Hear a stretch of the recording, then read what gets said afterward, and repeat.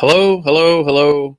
Good evening, and welcome to another live stream at Joe Daddy's Garage. All right, this is going to be hopefully a good live stream tonight. I know that it's the first live stream after the time change, as noted by Jeff Reynolds, who is here an hour early from Barking, Essex, UK. Right? Hope that's right. Yeah. So now we're an hour behind, I guess, in the grand scheme of things. And as noted, I hate the time change. I don't agree with it anymore. Don't want it happening. But it's here. So Jeff has checked in. He checked in a while ago. Let's see who else we have showing up. Crash Rider is here from Southern Indiana. Yeah, Jeff, you know that I hate the time change. I think everybody hates the time change. It's ridiculous. In fact, I haven't even changed the clock on the wall yet because I have to climb up on my bench to change it. Just no. Let's see. The upper bodies don't seem to like this time change stuff. No, they don't. But I'm glad you're here anyway, Bob. Nandu, hi. Glad you're here. Yep, see, I got it right. Barking, Essex, east of London. Well, close. Let's see. Oh. Killmaking, ZXD, hello. Glad you're here. Grease Rookie, Andrew, checking in. I liked his latest video approach that he did. If you haven't seen it, good idea using the laser level to get that car straightened out or leveled so that you can actually have real measurements. David and Cheryl Barge, I'm assuming it's Cheryl. I don't know for sure, but I'm assuming. Am so. Greetings from Northern California. Joseph Dillman, glad you're here. I haven't seen your name in the last couple weeks. At least I don't think I have. Oh my God, we're competing with Finnegan's Garage and Free Stuff. I don't even know what that means. I mean, I don't follow Finnegan's Garage, but Free Stuff. Do I have to give stuff away now? I don't even know how to make that work. I don't know how to make that approachable to say, what do I say? You know, somebody gives me a super chat, I'll give them a sticker. You know, I don't know. I don't know how they do that, but I guess maybe that's how it works. I don't know. Dave Conville, let's get up to 100 tonight. Let's hope so. That would be awesome. Joseph, I think daylight savings needs to go. Farmers' crops will grow anyway. That is very true. We gain nothing from switching this time anymore. Let's see. Joe Pendola, hate this time change. Yes. And it is just Cheryl tonight. So glad you're here. Dave Moore checking in. Hey, Barry, happy November. Any tips for getting a nice clean gap between the headlight bucket and the fender? I'm at primer stage now. That's I do have some tips for that. And what I would suggest, if you're trying to not have it tight against the fender, what I've done in the past, and it may take a little bit of, trial and error, is I put washers between on the boat, where the bolt goes. Now, the challenge will be getting everything to stay in place. But, if you have the post sticking out of the back of the headlight bucket, I don't know what you're talking about first. Are you talking about what model car? Because they're different. The 65 and 6, you have screws that go into them. And of course, the 67, 8 and on up, they have posts sticking out like the quarter extensions would have. And so probably need to figure out which one which you have first. And then I'll make a judgment as to how I would address it. So, Joseph, give away a Scott Drake fender. Yeah. That would be a good thing. I took it back to Summit today. Here you go. They asked me why I'm returning it, and I said it doesn't fit. He said, what do you mean it doesn't fit? I said it doesn't fit. I'd have to reshape the fender to make it fit the car. So, forget it. But they took it back, no questions asked, which is great. 68 Stang, pitch black by 5 o'clock. Also, our first snow on Friday in New York. Oh, wow. Resets. Yeah. Yeah. Dark. Yeah. I just hate it. Rick Stevenson checking in. Glad you're here.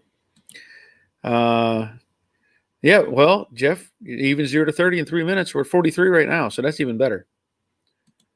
Hi, Barry. Video up tonight of my just purchased 68 Mustang I found locally here in Christchurch, New Zealand. That's awesome. Wait a minute. That's a good bell there, Brendan. I know you've been looking for one. I'm glad you found one. So if you haven't seen, check Brendan's Garage. I'm assuming that's the channel name, right, Brendan? You can correct me if I'm wrong, but look up Brendan's Garage and you can have a look at the 68 Mustang he just bought. So that's cool. Okay, so Dave Moore, you're saying it's a 67. Okay, what I was referring to was the posts that stick out of the back of the headlight bucket. You can take washers and put them on the post so that they hit the back of the body of the bucket, and then they'll interact with the fender. And again, this takes a little bit of practice to figure out what you like and angle it. But that's what I would do to try to keep it just barely touching. You don't want to really want a gap. You want it, just barely touching. Now on Jade, I'm probably going to have those bolted right to the fender. I'm not going to worry about a gap because once I'm done fit, hopefully perfect, and the whole surface being a contact area and the bolts holding it tight shouldn't cause a problem. Once that thing's bolted in, and if you have a good contact surface all the way around, it shouldn't move. But if you want to be, have a little tiny bit of a gap, stack washers behind, and you have to experiment with different sizes and thickness of washers. I don't know what you have available, but that's usually the easy. To me, that's the easiest approach. So hope that helps. Brendan's Garage. So happy to find one locally. So hard to find here. I'll bet. Dare I even ask what it costs? I don't know. I know it's prices are totally different over there. Thomas, I've learned more from watching your channel and Junker Up with Chris Birdsong. Time change does bite. Yes, it does. Hindsight, Roger, we actually have a frost warning for tonight. Oh, we do? That's not good. Well, it's not going to matter much. But I didn't realize we had a frost warning. Rick Stevenson, Barry, do you have a plate from Panama? No, I do not. I have one from American Samoa. I have one from Prince Edward Island, Ontario, 2 from Australia, and none from Panama. Nope. I don't have any from Panama, but I would like to have one. So we can maybe send me an email and we can figure something out. Joseph, so what do I miss since I have been gone? How close is Jade from getting painted? Well, it's closer. Put it that way. If you haven't kept up or seen any of the videos recently, I installed the door, rebuilt the hinges, installed the doors, got those adjusted. The little fine tuning here and there where I needed to address some transitions. And then as I'm working on the car, I discovered that the right front fender, which I thought was really, really bad. And I went so far as to buy another fender from Summit, a Scott Drake fender that was horrible. I mean, it looked sharp. It was a really pretty looking fender. Great for wall art, but it wouldn't fit the car. So I started digging onto that right front fender and found out that it had about 1.5 pounds of paint and body filler and junk on it. So once I get all that stripped off, I also found out that it's not nearly as bad as I had thought. So at this point, I have both fenders on the stand back here. I'm using the driver's side fender as a template to fix the passenger side fender. So there'll be more of that coming. I'm working on video for that. And again, I'm working on, as I've said before, I'm shortening up my videos. So I have some videos that are an hour long, and I went through this before with the process talking about it. But what I've learned from the whole YouTube thing is I don't want or need to have hour long videos because it affects a lot of things, the algorithms for YouTube. So, and what I get from that is if I have a video that is an hour long and YouTube wants to see 50% watch time, everybody has to watch that video for at least half an hour for it to make any kind of effort for YouTube to say, hey, this is a great video. If I make a 20-minute video and people watch it for 10, 11, 12 minutes, YouTube sees that and says, oh, this is a good video. Boom, boom, boom. Let's send it out and get more people interested. So I'm striving to shorten up my videos as hard as it is for me to do that. And by doing that, I'm going to be doing it in more segmented processes. So like I did a comparison video of all 3 Fenders. This particular next video will be partly stripping all the junk off of it, separating some pieces, making some patch panels, and putting those back together. And then probably the next video will be doing epoxy and body filler. I think that'll be the process. So anyway, that's what you missed. Butch Davis checking in. Glad you're here. And it is Brendan's Garage. Okay, so if everybody gets a chance, go check out Brendan's Garage and look at his 68 Mustang that he bought in New Zealand, that's great. That is great. Cheryl, we had our first snow October 26th. Good for you. I don't need any snow, but good for you. Now going to warm up this week. Yeah, well, we had it this morning. It was for Georgia, 40 degrees this morning when I took the dogs out. That was pretty chilly for us, but it warmed up, and then it's going to get back up into the 70s by the end of this weekend. So it'll be fine. Jack W., 2 questions. 1, are NOS parts worth the money? Will rear quarters for a coupe fit a fastback? Any help would be great. Well, it depends. A lot of that is, it depends. NOS parts are going to be great. If they are original pieces and they are in great condition and they're affordable, they're great to have. That's I can't argue with. I don't know what the price range is. Rear quarters for a coupe fit a fastback. From my understanding, and I could be wrong, maybe somebody else has some more input on this, from the body line, the quarter body line down, I think it's the same. On top of it, it's going to be all different because of the way the roof line comes in and stuff like that. But I think from the top of the fender or body line down, I believe it's the same panel. So somebody else who's done a fastback may have some more or better advice on that, but that's just my perception. So anybody else have any input? Please respond to Jack. Circus Bear 100. That's a new name.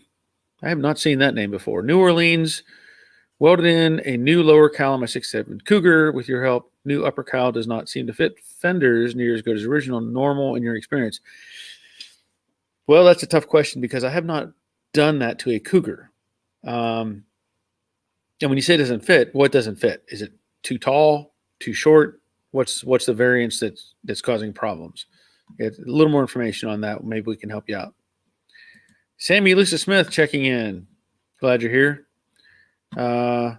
Circus Bear, spent the time straightening the rim on the original rather than fight fender fitment later is the direction I'm leaning. Lip got bent as I separated the spot welds after drilling. Okay. Yeah, I mean, if the top half is good, definitely try to save it. That would be the best recommendation. Joseph, I ran into that same issue on my 67. I bought some aftermarket fenders from Mustangs plus years ago. They didn't fit at all at the door and the headlight buckets. I had to track down some factory fenders. Yeah, this one, it was, well, I would have had to stretch the fender a half an inch to get it to go under the rocker panel. Yeah, stretch it. No, just ridiculous. 67 Stang, or yeah, 68 Stang. Sorry, it's Reese. I had to cut my video down from 27 to 15 because I need more views. In order to post long videos, still don't have enough storage to post, so I did a few shorter videos. Yeah, I mean, you'll have to do that for a while, just until you get enough subscribers. Bad Harry checking in.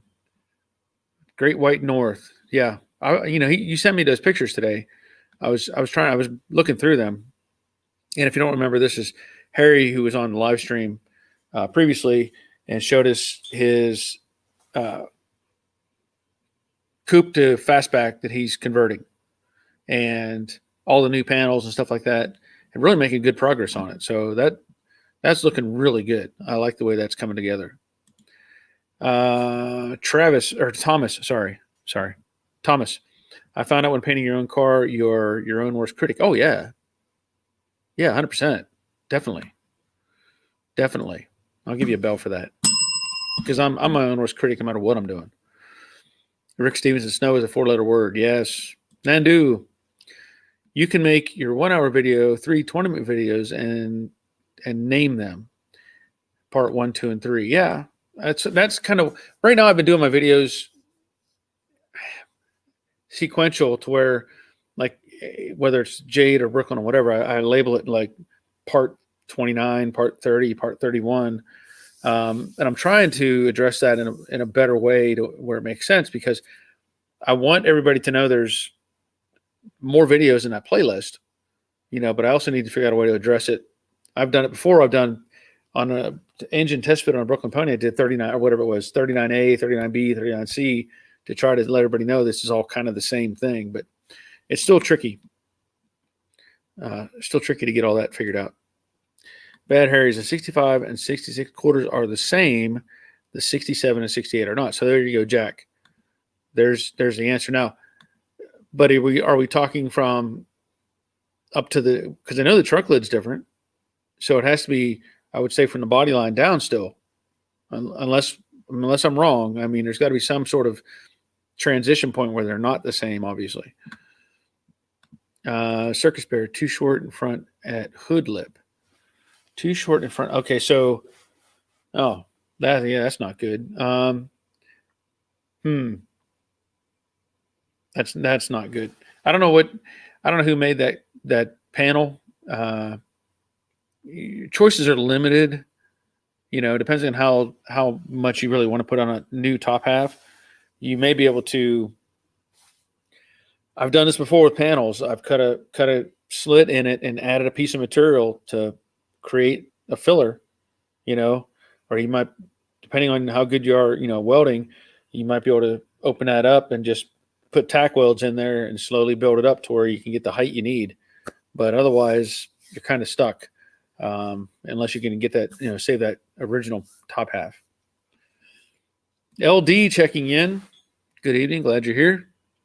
Dave Britton checking in. Glad you're here, Dave. Butch just got back from Cook City, Silvergate, I guess, Montana. 1.5 feet of snow. Oh, wow. Good for you. Good for you. You're welcome, Circus Bear. And Jerry is checking in from Middle Tennessee. Glad you're here. Nick Pixel TV. Glad you're here, Nick. Bad Harry. The body line is higher from the wheel well up. Now, is that on the which one? Were you saying from the wheel well up? So where's the break point? Where at what point are these quarters the same? The wheelhouse, obviously that area around the opening. But I guess I haven't done a side-by-side comparison between a fastback quarter and a standard quarter or coupe quarter. But I don't know. I'm just kind of visualizing it as best I can in my head, trying to see what's different. Because I think the extensions are different too, if I'm not mistaken. I don't know. I could be wrong. But I see we have 53 people on here, which is great. 53. And I'm going to ask a question for somebody else who's trying to build a Mustang. He asked me a question this week, and the question deals with who is it that makes a floor pan like the Dynacorn floor pan, but there's a guy out there that makes them from pieces. Like he kind of has a jig, and he'll build the floor pan from the same Dynacorn pieces or whatever. But supposedly his is a little more accurate, a little better built, and he. I remember seeing. I can't remember the name of the guy or his business, but he sells a floor pan the same as Dynacorn, and or the same assembly, let's say, but supposedly his is tighter, better built. I don't know, but the guy that was asking me the question, he's looking for a kind of a custom built Dynacorn style pan to where the frame rails are tucked in and it has wider wheel tubs or wheelhouses in case he wants to put fatter tires under it. So if anybody has any input on that, by all means, let me know or send me an email or if here. But I can't remember. I remember seeing it. I remember seeing this guy building these and selling them. And it wasn't like Peterson Restoration. It wasn't like a YouTube guy. It was like a shop where he had his own jig and he was piecing everything in, welding it up, and then he'd sell it. And I think he was selling it for a similar price to what Dynacorn was asking. But anyway, so any input from that would be great. Let's see, Dave Britton. You would think, with all the computer-assisted design, that a company could make a proper fender like they managed to do over 50 years ago. You would think. You would definitely think. Now, I don't understand it because out of the box, other than that fender being paper thin, out of the box that Scott Drake Fender, Mr. Scott Drake, out of the box, it looked fantastic. I mean, nice, crisp lines, all the, but it won't fit the car.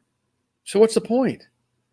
Why bother? If you can make one that fits wrong, you surely can make one that fits right. There's measurements out there you can take.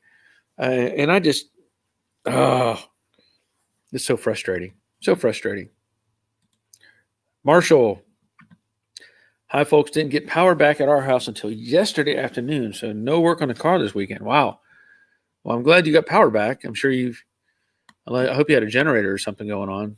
I had some friends who also, several that had lost power and didn't get it back till late yesterday. And they ended up with an empty fridge because they didn't have a generator. Had to toss all their stuff. Bad Harry, yes, extensions are different. Okay, that's what I thought. Tim Bowman checking in. Glad you're here. Thumbs up to you. Thank you for the thumbs up, Tim. Lawrence, cold as heck. Well, Western New York. I see the second comment, Western New York. Thank you. I'm glad you're here, Lawrence. Glad you're here. Rascal's Garage. Hi, Barry from New Jersey. I'm glad you're here. And Jack, there was a company in Northeast Ohio building those floor pans, but I believe they closed. Really? I mean, that's where I thought it was, like somewhere in that area, mid country somewhere. But I remember seeing that he was using, I don't think he was using like the weld through primer panels. I think he was using like the black frame rails and the, one piece black floor pan.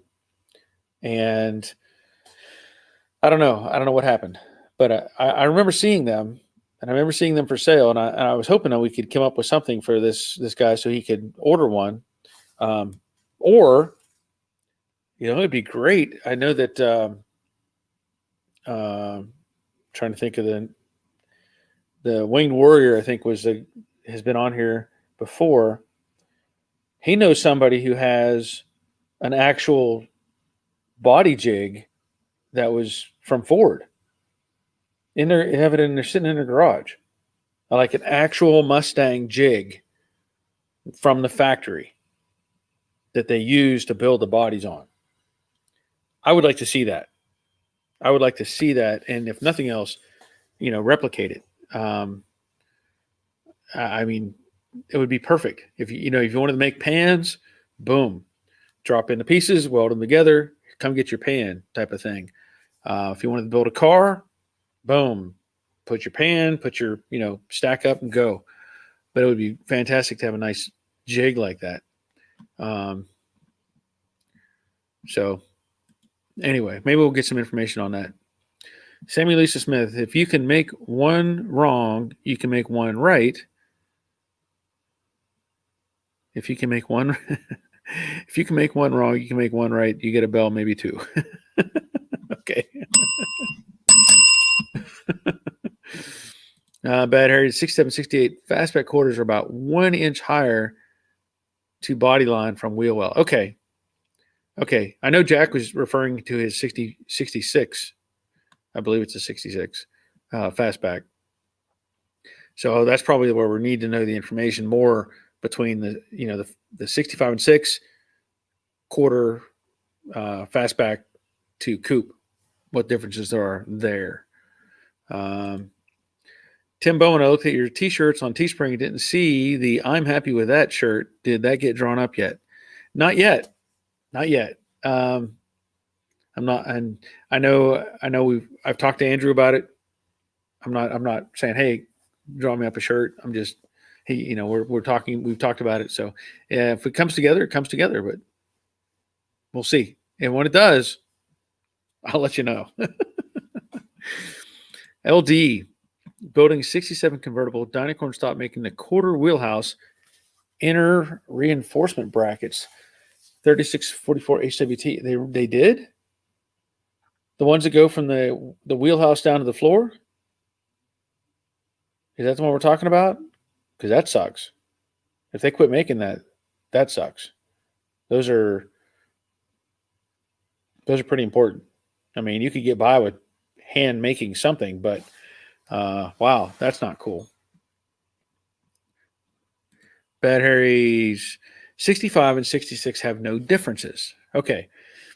But again, I have to address the quarter because the fastback roof panel comes back further. There's definitely a difference between the top of the body line. Let's say from the body line, top body line down, everything's the same. Top body line in, obviously it's going to be different because of roof line and all that stuff. So probably a skin, an 80% skin would be the way to go if you were going to try to save the upper half of the quarter, I would say. LD, my dad worked for Dearborn Assembly. I built a frame jig for my 67 convertible. Nice. That would be, and I think, and again, I'm only going by the information that I have, but like the floor pans, they're labeled, the Dynacorn floor pans, one piece, are labeled 65, I think to 68, I think is the same. I think I don't know if it goes past that or not, but 68 anyway. So to me, if you have a jig for a 67 convertible, it's other than having the extra bracing underneath and the inner rockers, should be the same setup. You should be able to just put on your rear frame rails, pan, transition tunnel, all that stuff should all fit right on it. I would hope. I don't see why I wouldn't, but I could be wrong. I was wrong once before. All right. So LD says yes, they stopped making those pieces. Man. So somebody's, obviously, if there's the tooling already exists for those brackets, because they had them made. So I don't know if that'll become a knockoff, like if somebody else will start pushing them out, or if they have the rights to it or something. I don't know, but that's crazy. They would stop making those. Okay, 65 to 70. Yes. Okay. 65 to 70 share the same platform, which is kind of remarkable when you think about it. When you look at these Mustangs and you look at a 65, you think, the car is this big. And you look at a 70 and you think the car is this big. But apparently they're the same wheelbase. It's just the outer sheet metal has grown, or gotten, maybe a little wider in the quarters and stuff like that. But that's good to know. And again, I think if I could come up with a nice jig, I wouldn't mind making some pans. If I could, I'd get the pieces and parts, and I don't know if it would be cheaper than what you could get from Dynacorn, but I don't know if it'd be any better or not. I've heard there were some issues, and I don't know how accurate this is. I had somebody ask me once before if the problem with the problem they've had with the spring perch on the passenger side, they were saying that it's off. It's off, like it's back further or something. I would think, that you would have the spring perches identical. I don't see any reason why you would have it offset. But they were saying that there was some issue with the Dynacorn one being off slightly, or some of them. I don't know. If anybody has any input on that, let us know. But I have not, like with the Brooklyn Pony, it's not going to matter because it has adjustable arms that you can move the axle back and forth. So it might come into play with a leaf spring car, original style. And that's one thing I've noticed today. I was moving Jade around, and it's always kind of a given, let's say, that the left side of these Mustangs tends to sit lower than the right side. It's probably just inherent with the fact that, they normally have one driver, and all that, just that weight over time makes it settle a little bit more on that left side. And I was looking at, in fact, Jerry had brought that up with his Mustang, and I was looking at Jade today, and sure enough, it's just sitting a little bit low on that driver's side. And I don't know if I'm going to do anything with it yet or not. If I do, I may have to put a spacer or something, but I haven't gotten that far.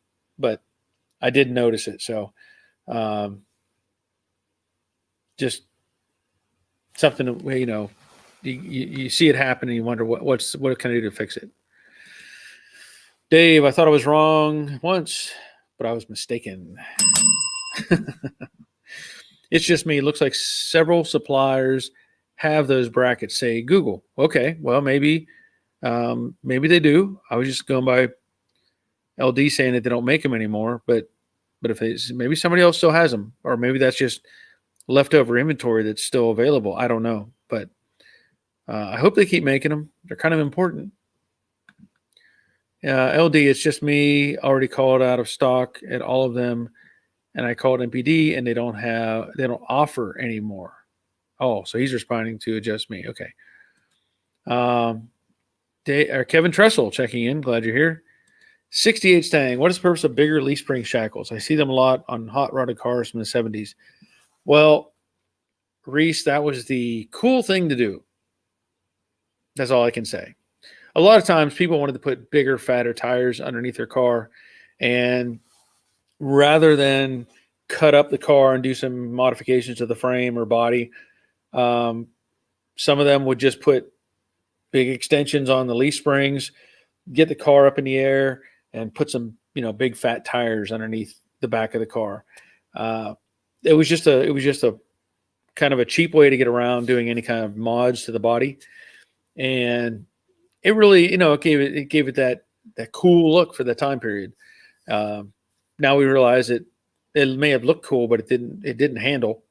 You'd go into a turn and you'd wonder if you're just going to roll over because it would kind of wiggle and wobble, and not a very comfortable feeling. But that was just, something they did. And in fact, I actually had a friend who passed away because a car was done like that. This was in the 80s. Somebody had it was a 67 Plymouth Belvedere, which is one of my favorite cars. And they had put shackles, huge shackles underneath this car to where the back bumper was like, 3 feet off the ground. It was ridiculous.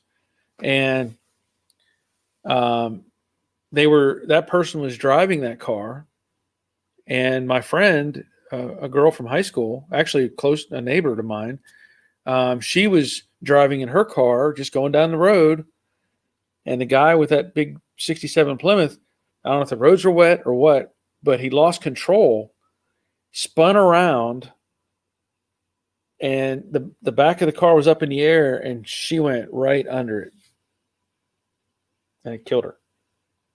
Because that car, if it didn't have that back end way up high, she probably would have just hit the bumper.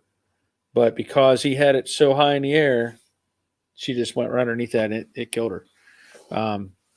But thankfully that's not. Now it's more of a nostalgia thing. If somebody wants to do that, it's kind of just a look, for a cruiser type of car. But we all know now it's not a good way to do it. Willie Goodman checking in. Raymond, is that Rochelle? Rochelle? I don't know. I'm guessing. Rochelle? I'm guessing. So there's something to do with the crowning of the roads. Perhaps they were engineered that way, just like aircraft. No, it was not. Clark Clifford checking in. Glad you're here. LD, the cars actually sat low in the rear when new. It gave it a higher lift. Yeah. I mean, it was, like I said, it was a way to get kind of bigger tires on it as well. Chap 80. Hi, glad you're here. Kevin Tressel. I had my trunk lid sandblasted. Once I got the lid in epoxy, you can notice the understructure of the trunk. Question is, is it work saving, or should I just get a new aftermarket trunk? Do not get an aftermarket trunk lid if yours is still solid. The aftermarket ones are terrible. Just about everything aftermarket is terrible. But you say you can notice the understructure of the trunk. I actually have videos on doing that. I have videos where I've taken the deck lid. In fact, I think it was a Brooklyn Pony one in particular, where once I got it in primer, I used filler, and I basically took filler over the whole panel. I have a couple of videos out like that where I just put filler all the way across the panel and then block sanded it, and not get crazy pushing on it. You don't want to have it. You don't want to oil can it while you're pushing. So you block sand that thing out and you get all that filler level. And basically that filler, I mean, you can get it so thin that you can start to see the shading color change, and that's when you stop. And if you have to add a little more here and there, that's fine. But that's what I would do. I would just skim coat that thing with a layer of Rage Ultra and block sand it out. Like I said, I have videos showing that, and it really makes a world of difference. It turned out fantastic doing that. So good question. Give you a bell for that, Kevin. Save the original if you can. Bad Harry's cheaper on fuel driving downhill all the time. Yeah. Yeah. Kevin Tressel, I have a 67 convertible, by the way. Well, very cool. That's good. Okay, so Raymond Rochelle. I got it right? He says, yep. I get a bell for that. That's a different name. I was trying to think if I had. It sounds similar to somebody I served in the military with, and he was from Louisiana. So I think he was Louisiana. Anyway, they have the I don't know, Cajun names and stuff there, French.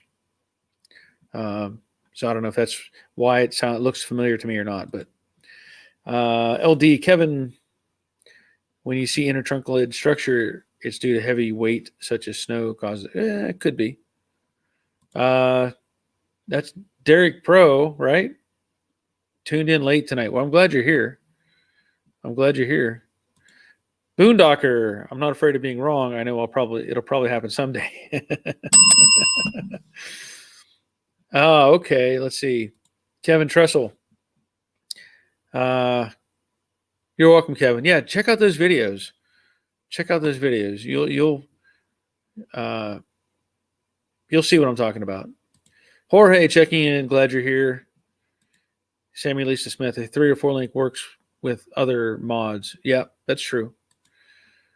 Clark Clifford, guy at work, tried to return some fenders to CJ that they sent in error. They wanted to charge him truck freight. The parts were $300. They won't let him hand carry them back. What? That sounds crazy. They won't let him hand carry them back. Well, that's ridiculous. And they sent him the wrong fenders? That's messed up. Okay, Raymond. I knew that name looked familiar, but I'd probably have to see the face to know for sure. A name did definitely look familiar. Pedro, hi Barry. What's your general view of your channel so far? Right now, as far as viewers, is that what you're asking? I'm at 80. I don't know if you see that up in the corner or not. Showing 80. It was 81 a second ago. Is that the question? General view? I guess that's the question. Jorge, I see now. Let me see. Oh, hold on just a second. Jorge, I see your request, but I see one prior to that. I have to let me see if I can do this correctly and get Randy. I'll send him an invite first, and then I'll go back. All right. And Jorge, I'm going to send you an invite as well, and we'll play it by ear. We'll see who gets in. We'll see who gets in. So I did just see this. Yep. Okay. Yep. 81, 80, 81. That's good. I mean, the record we have, I think, is 96. If I'm not mistaken, we had 96 on here last Monday. So we have to shoot for 97. Raymond, love your channel. Just bought a 65 coupe on Saturday. You did? Well, man.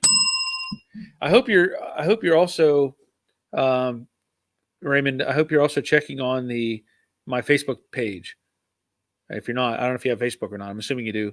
But I have a Joe Daddy's Garage Facebook page, and there are tons and tons of pictures on there of various projects and all kinds of stuff that have gone on over the years. So if you're looking for tips or anything, by all means, check out the Facebook channel as well. And I'm on Instagram. Joe Daddy's Garage on Instagram. So Clark, yep, wrong fenders. They said they aren't equipped to handle that return. Well, maybe CJ should just send him the right fenders and let him do whatever he wants with the other fenders. That's what I would say. You sent me the wrong fenders. Send me some more fenders. And then while you're here, you can take these other ones back. That's not correct at all. They send them wrong parts and they won't let them return them. That's no. That's not a go. Oh, 88. We're up to 88.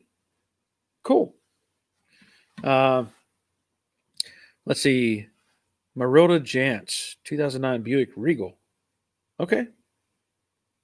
Pedro, general view as in working in YouTube.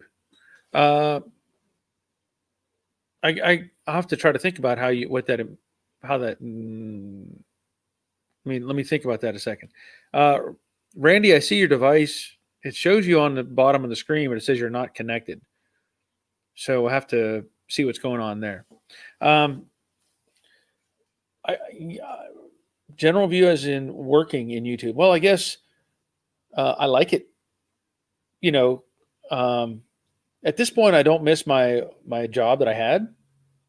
I don't miss it. I mentioned before, I tend to miss the conversations that I've had with people, or bouncing ideas off of people, or solving problems that deal with aircraft and different stuff like that. That stuff I miss. but the job itself, I don't miss. I don't miss driving to work. I don't miss, traffic. None of it. I don't miss getting up to an alarm clock. So all that's been fantastic. Um, what I've and as far as doing it for YouTube, um, it's stuff I've done this for about 10 years now. I've been making videos, well, for 10 years at least. And now the early ones were not really interesting, whatever. But as I've progressed on, I've gotten so used to making videos now that it's almost a second nature to me. So it's really not even, I won't consider it work yet. Now I'm trying to be more responsible and understanding how YouTube works so that I can make a living from this, because that's the goal, is to be able to make money that I can live on now, as opposed to before where I was relying on the income from my regular job and then doing this kind of as a side thing. So that has all changed, but it's still good. It's still good. There's definitely room for improvement. There's definitely room for growth, and that's why like I'm here. I'm doing this stuff. Okay. All right, Randy, I see you sent a comment, but you sent it to the private chat. So if you want to, you need to send it to just the regular comments. There should be in the bottom of your chat box just a regular comment. So hopefully you can get to that. I'll get you in a minute, Jorge. Just hold on just a second. So David and Cheryl says, okay, yeah, the head count now 85. Mr. Tilly, I have installed Mustang 2 front end and 8-inch rear end on my 49 Dodge panel truck. Does that make it a fudge? Yeah. Depends what engine you put in it. Because you could have, if you're putting a Mopar engine, it might be, I don't know what I don't know what you could call it. 68 Stang, I got a water pump pulley from CJ Pony for $50 and it didn't fit. So I made it have a paint chip and they said it wasn't worth sending back. So I got a free pulley. Well, at least you got a pulley. Let's see. My Mustang front end has a power rack and pinion steering wheel, power rack and pinion steering. Will any power steering pump work? I don't know. That's a good question.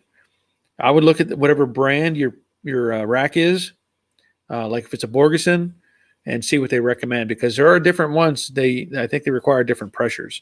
So you have to. I wouldn't just try to hook anything up to it and hope for the best. You could run into problems, blow out some seals or something.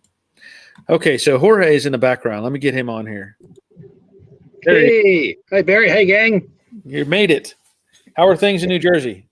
Well, getting better. They're getting better. A little windy today, 50-mile-an-hour winds today, but things are getting better. Things are opening up, so it's getting good. Well, good. We'll see. We'll see how things go after tomorrow. Yeah. Well. Yeah. Right. Yeah. We'll see. No comment. We're not going to worry about that. So, how's the progress on your car coming? Oh, it's good. Yeah, I was kind of laying low. I was having some really bad headaches for a while. So then I started feeling better now, and so I got done. We got the floor in, we got the rails welded. Started putting the torque boxes in. And I got the doors and the fitment pretty good. I think you'd be happy with it. Well, I hope. I hope so. Yeah, no, it's we're no, it was a lot of work, but I think we've got it pretty close. Same thing with our car too. It sags a little bit on the driver's side. It's off maybe about 1/8 of an inch. Okay. Plus, it's under a quarter. But it was really tough to dial in. But I got the suspension points like perfect. Okay. I got them all right in, and I don't think you can even notice it. The seams look really well. So I got a couple of questions for you. Okay. The reason I got on because I hate to type. I can't spell that well either. But yeah. All right. So I got the floor welded in there. So now, oh, holy crap! So I took your advice. I put all the fenders and the hood on and everything, right?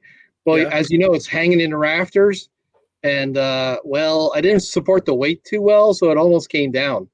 Oh, So I mean, we were cranking. It was I'm trying to I was trying to adjust it, and I'm looking at the levels and the lasers, and I'm cranking it. My friend's going like, "That doesn't sound right." I'm like, "Ah, it's fine." It was like, you could hear it creaking, and finally, I just went one too many clicks. Like it's not getting level. So as I was trying to get it level, the roof was coming down. I was like, and it almost came. The whole thing almost came down, but we got it down. We got it fixed. So now I've got it supported. yeah. It's on the Raptors, but it's not. The weight really isn't on there now. It's supported on jack stands. My question is, should I do the firewall and the cowl, or should I do the quarter panels and the wheel wells?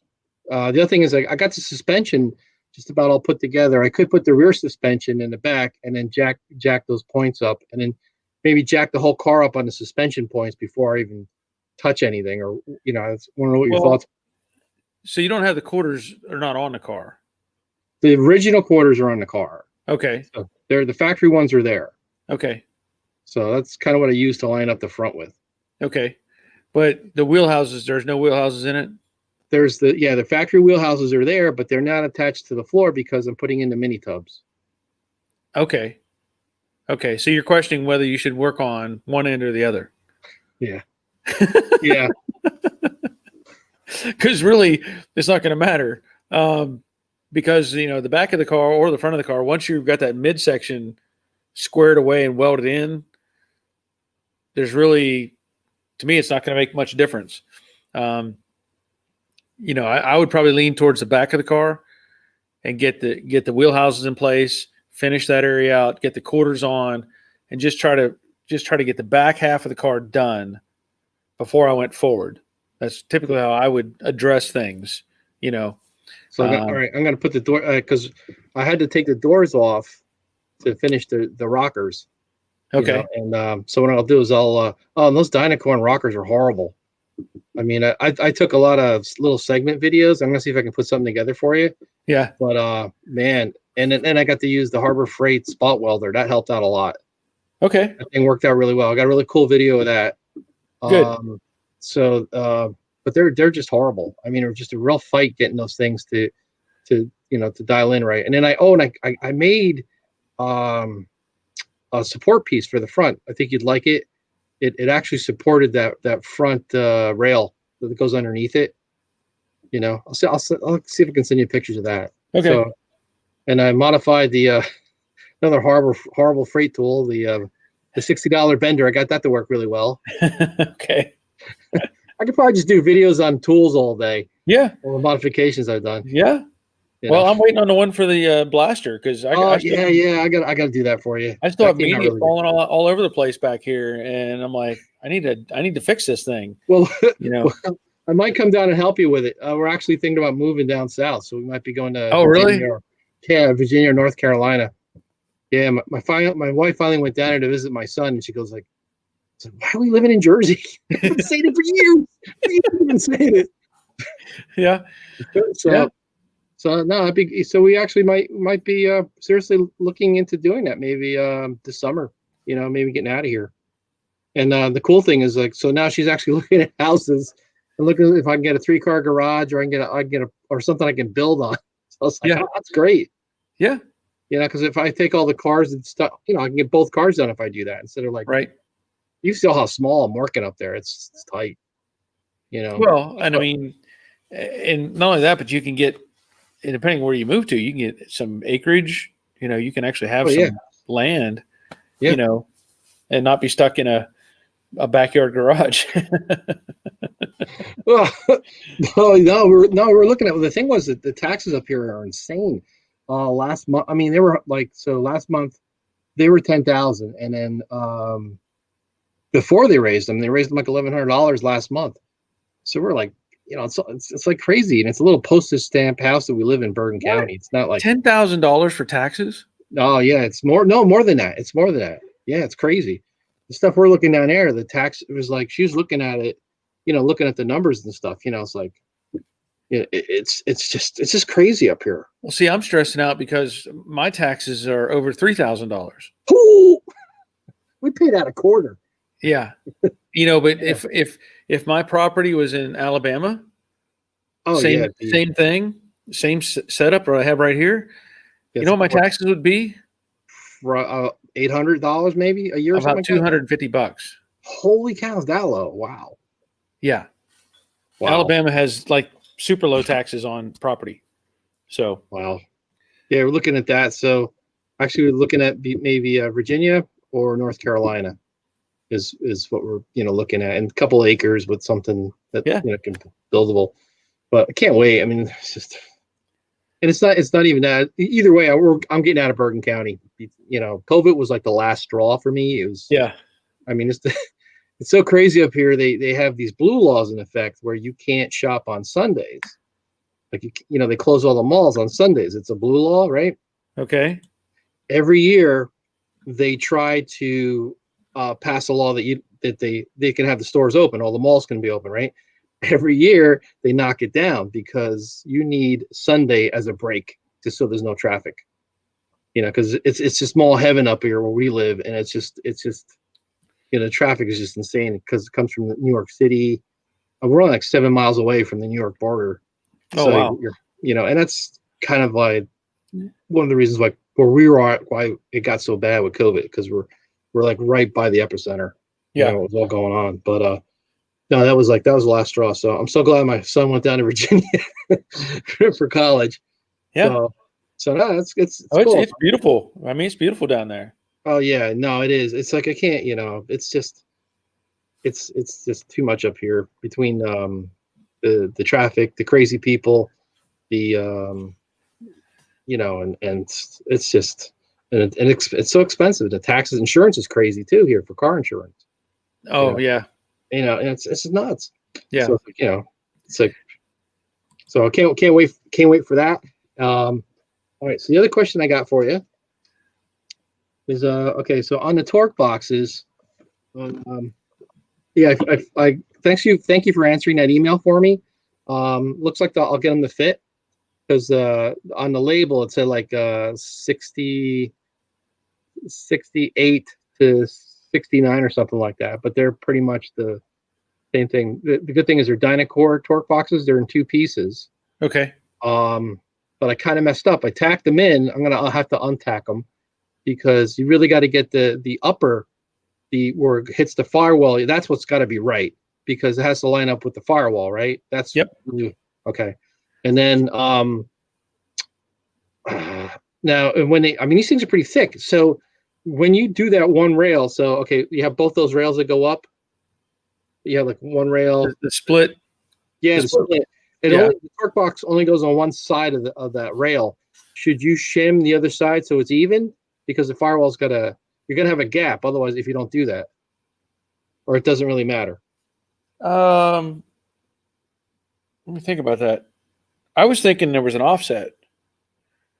Nah, The rails are the same. It's the same. It doesn't have an offset. no, they're the same. They're the same height. That's a good question. I'm trying to remember. It's been a while since I put those in. I looked at your videos a couple times and I didn't see it. I didn't see where you actually welded the. Well, I have everything welded, both flanges. Like I welded the. I think I can't remember the sequence I did, but the upper half of the torque box is welded to the floor pan, and the rails are welded to the torque box, I believe, and then this lower half is welded on top of that. But I can't remember exactly because I know I did the ones in the '68, and of course the ones in the Brooklyn Pony. Right. So maybe between the two, you can find something to help you out with that. But I don't remember. Yeah. I mean, until I'm like, have it in front of me. I can't pull it up that quick in my memory and go, It's, oh yeah. it's probably like an eighth of an inch gap. Really not that bad. I mean, I guess I could just push it in there. You could probably dolly it up a little bit. Yeah. The rail and weld the edge. If it makes contact. I mean, I'll just shim it. I mean, it's not that big of a deal. Well, there you go. I mean, you could do that too. But I actually put in the support for.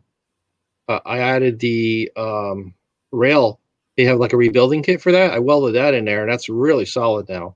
Okay. And it actually worked out really well with the Dynacorn floor because there was like no gap. It just went right up in there.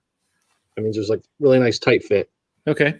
You didn't have any slop or gap, so that worked out pretty good. Hell, The thing, let me get some of these comments real quick. sure. Go ahead.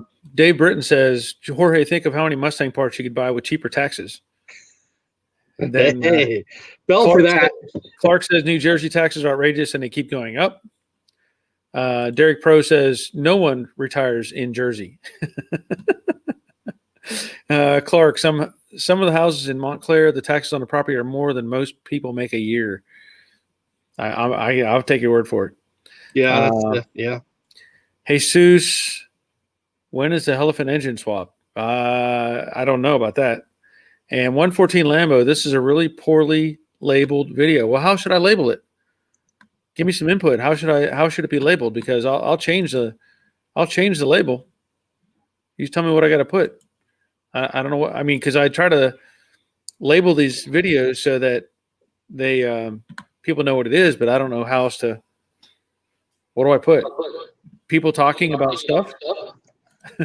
I don't know. Oh, New Jersey taxes are high. Yeah. Like God, what do you like?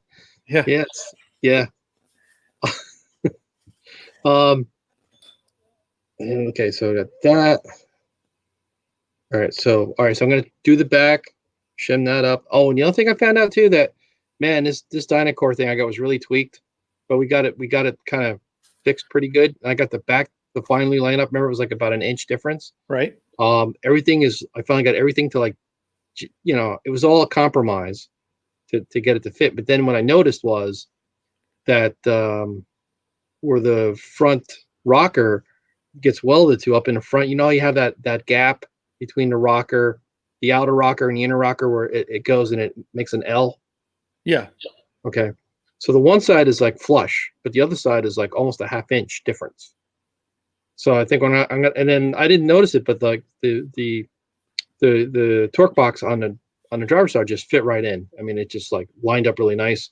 I'm having a tough time with the driver's side, and I think that's what's causing it. It's because I might have to cut that rail and move it back. On hindsight, what I should have done was I should have just like undid the inner rockers and redid them because they were off like about.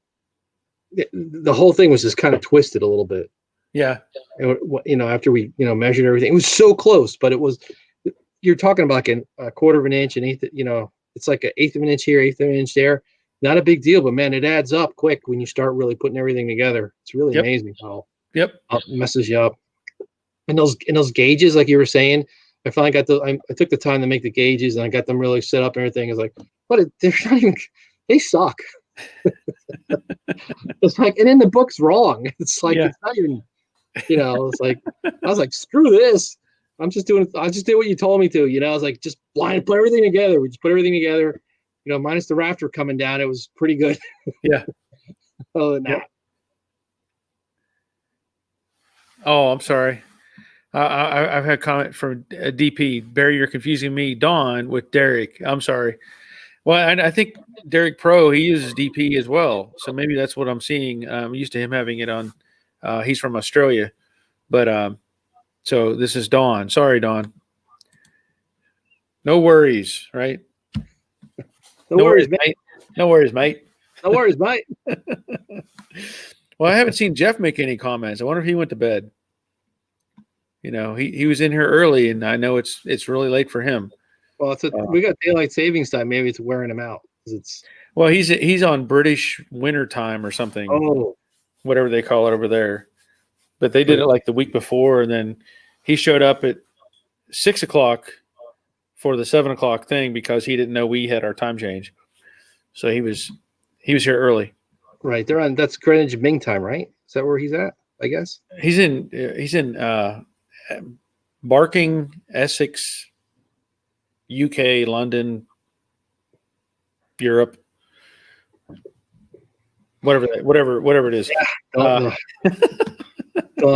hey, I found the album book for the VW Mustang I did with the Porsche engine. You want to see it? Well, I mean, you have it right. You got it here. Is that what Yeah, you're saying? yeah. I could just put the picture up. Okay.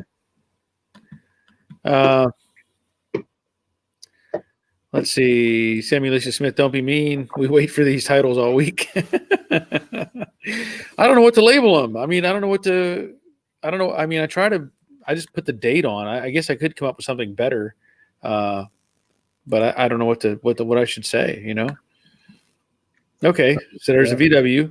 That's what it looked like originally. Yeah. Then let's see that. Then that's the primer. Yeah. Same crappy garage. And then see if you can see that. Yep. That's actually a 912 5-speed transmission, and then we welded ears on it to make it fit in the. Oh, okay. You see that? Yeah. I did some other modifications to the front of it. Clark Clifford is asking, where can he get a car blasted in New Jersey? Oh, shoot. Jack's the guy I think to ask that. Jack W. Yeah. Well, maybe Jack can give us an answer if he's still listening. And then I ended up painting.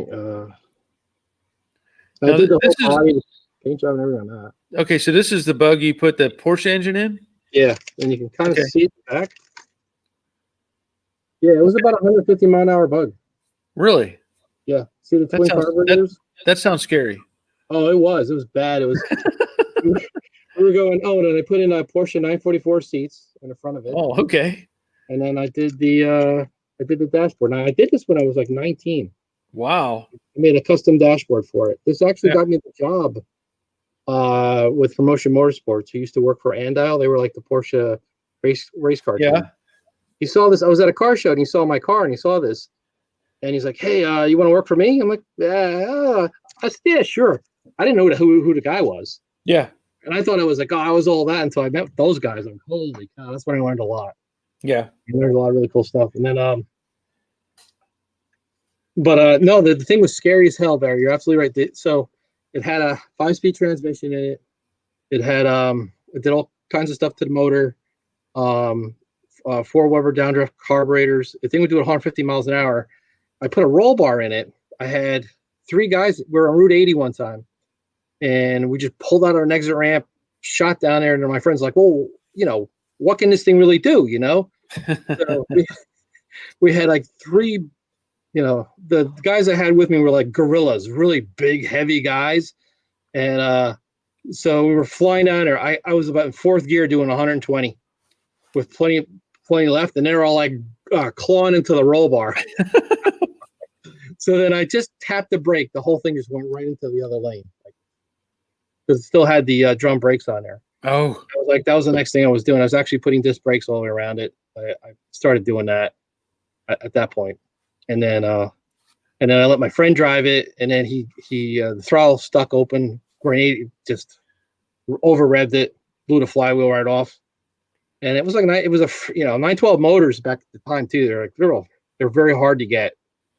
Hard to get parts for that. So yeah. Then see if I can find the other one that was pretty cool.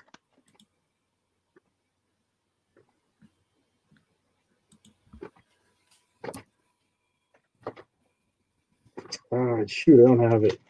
Yeah, remember I was telling you about the on your dune buggy about doing a 914 engine?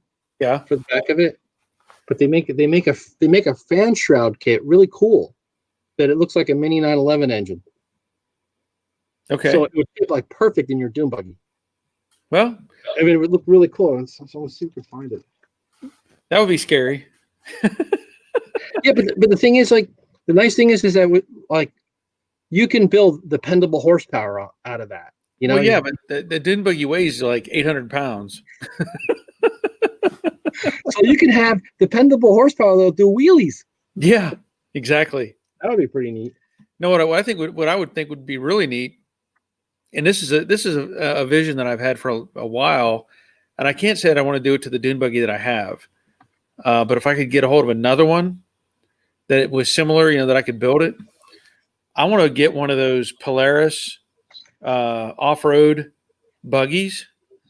There's those high dollar Can-Am off-road things. and just pare it down. Just trim it all down to where you have the chassis, and put that VW body on it. Oh man. So you'd have a 4-wheel drive. You could do a 4-wheel drive Can-Am type of thing. Put a roll bar in it, but come up with a VIN number that makes it, street legal, and just That'd be cool, man. driving one of those things out on the road.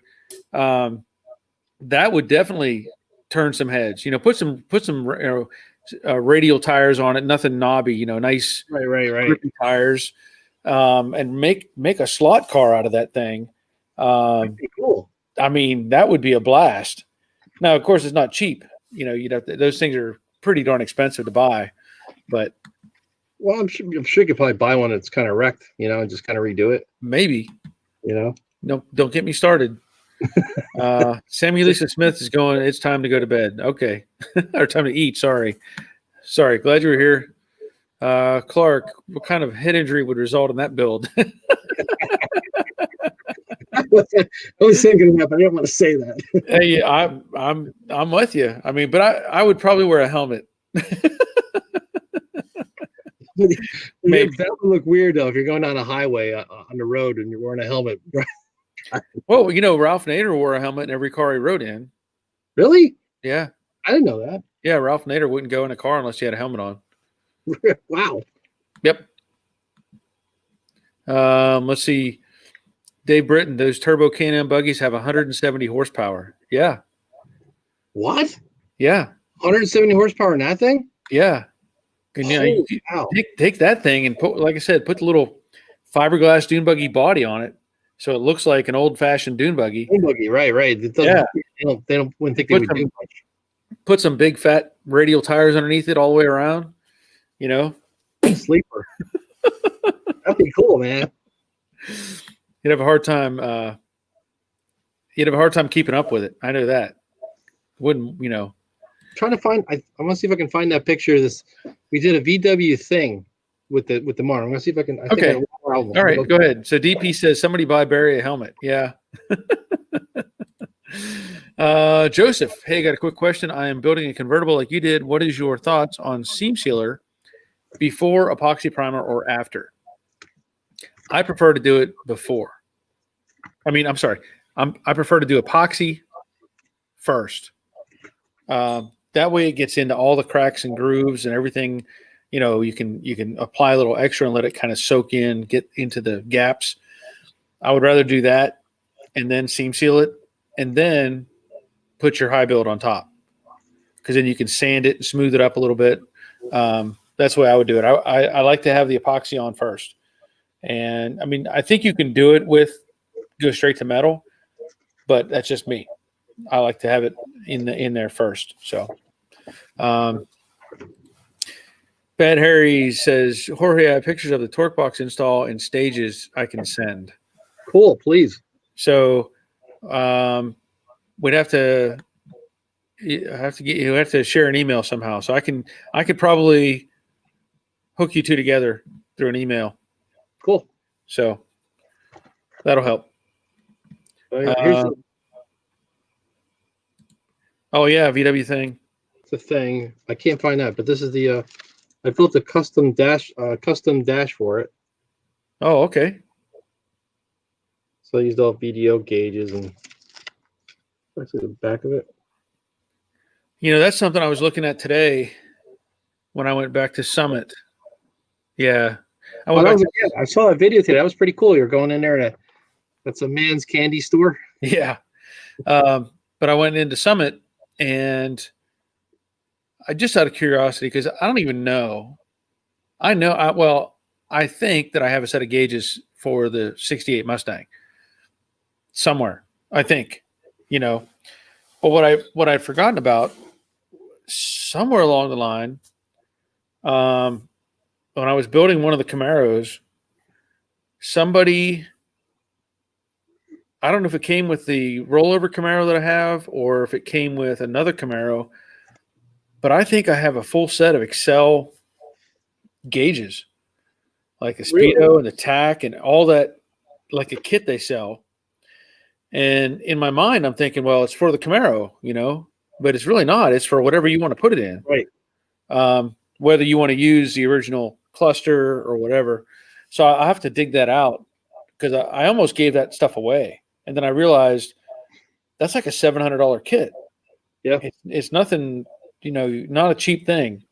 So I'll have to figure that out and decide if I want to use that in the Mustang or not, because I think I have a full gauge cluster, which I like the 67 and 8. They have them side by side on either side of the column. You've got the Right. Speedo and then attack or whatever, and so I like the design. But like I said, I was looking at Summit today and I was looking at the prices and it was like $800, $1,000, $1,200. Well, yeah. I do sales, and telling you, electronic stuff is really going to go up next year. You see that? 97 new record. We got 97 viewers. That's awesome. You know what? I went back and I changed the title. I changed the title to this video. I said, "Talk about cars and stuff." So maybe that's what I need to do is label it better. I don't know. Maybe, yeah. I don't know, but that's garage talk, maybe, or garage talk. Old guys talking with gray beards. There's that. Let's see here. We got Thomas Jackson. Good times, guys, but I got to eat dinner as well. Glad you were here. Hindsight, Roger, Ralph Nader needs a helmet walking around. Yeah. You're welcome, Joseph. Rick Stevenson, how do you think 8803/Pro Seal would work as seam sealer? That's a good question. I'm not familiar with 8803. So I don't have an answer for that. And how do you think 8802? Again, I'm not familiar with that, so I can't really give you an answer. And I have Francisco. Oh man, that's a new name. Francisco. Oh, 99. We got 99. We're almost at 100. Still 100. All right, we got Francisco. Oh man, that's throwing because that's an Hinojosa, which usually a J is a H sound, but it starts with an H. Francisco, I'm going to say Hinojosa, but I don't know if that's right or not. And it says Pepe. So he's and he's commenting. Let's see. Hey, 101. Holy cow. 101 viewers. Awesome. Is somebody using a bunch of devices, though? Look, what's that? Who's the guy the other night that was on like 8 devices at the same time? I don't remember. So Francisco is saying Jorge, Barry, Ete such, ETE such, Ete, or Ete such, SECH. Man, I don't know. 105. See, I changed the title.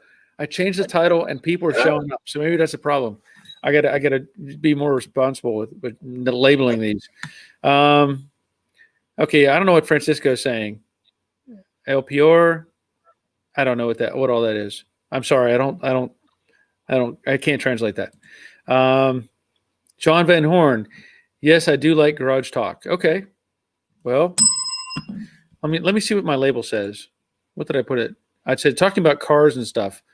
Really? Let me see if I can. I don't know if I can change that now. Oh, wait a minute.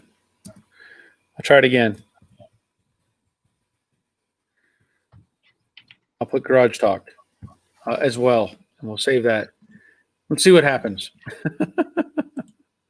We're still at 101. That's good. Okay, so let's see. Clark Clifford, when you pointed up, I thought you had to go to the bathroom. The number isn't up there on my screen. Okay. I don't know why that's not there because it tells me, well, it says 106 right now on my screen. I thought it was on. It's not on the regular screen? No, you don't see it there. It's on the bottom of it. Okay. It says November 2nd live stream talking about cars and stuff. And it should say Garage Talk at this point. Yeah, Garage Talk. Because I do up in the corner of mine, it says live an hour and 20 minutes and 54 seconds. And then next to it has a head count. So it just dropped to 98. So maybe they don't like Garage Talk. We have Mega Super Gamer 1999. Hey, man, I'm glad you're here. Yeah, we got some new names showing up now. I haven't seen these people before. Elena Jones. Hello. Glad you're here. Dave 105. Let's see. Bad Harry's. I'm going to try to make the cluster from the 2006 F-150 into my 67, plug right into the wiring harness from the Coyote. That would be pretty cool. Cool. I hope that works. DP says 107. Yeah, it's dropped off a little bit, but that's okay. 107, I think, is a new record. So, Daniel Pyle, YouTube recommended the stream to me. I guess YouTube algorithm liked the new title. Okay. See? That's what I need to know. I need to know what it says. It's these little things that help you. Yeah. Doyle Walker, what outside low temperatures to apply body filler after fender, lower patch panel? By the way, I use your video as a how-to work great. Outside low temperature? That's a tough question. I wouldn't really want to mess below around 60 degrees myself.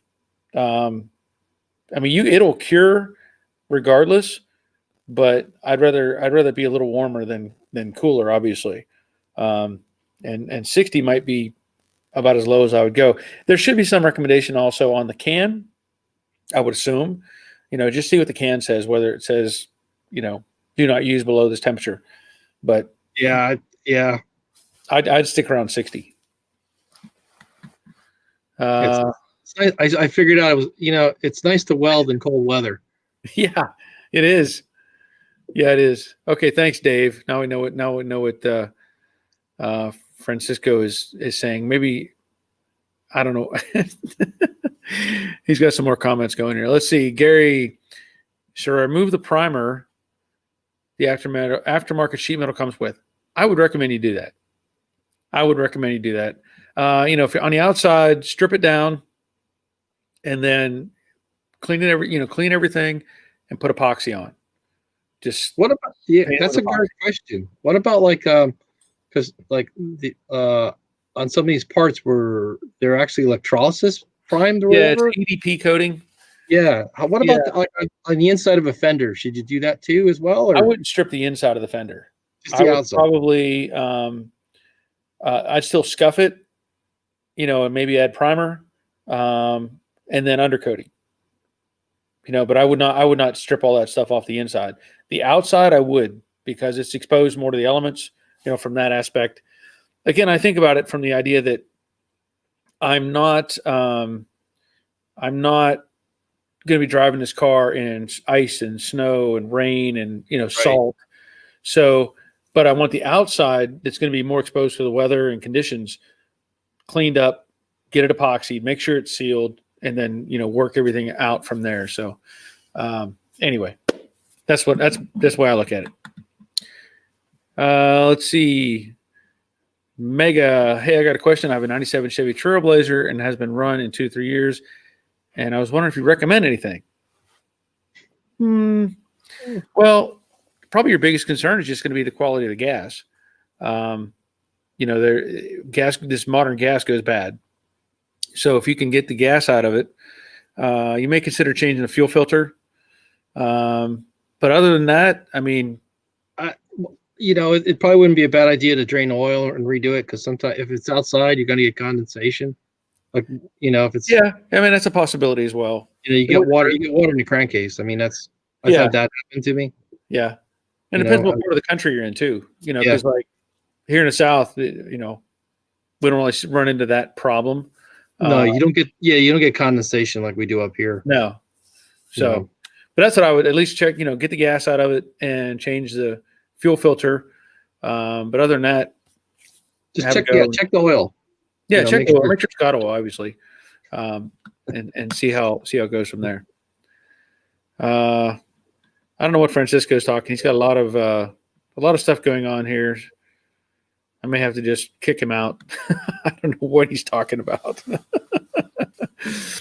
Lucifer Widow says Tom Hanks. Thanks. I've gotten that many times in the past where people have given me the Tom Hanks comment. Tim Bowman says Joe Daddy's car talk. Well, that could be a good choice as well. So, How about Joe Daddy's garage car talk? well, it could be. Let me see if I can. I'll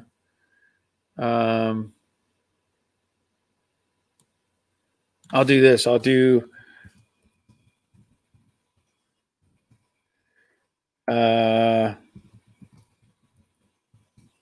I'll do Joe Daddy's car talk, Live.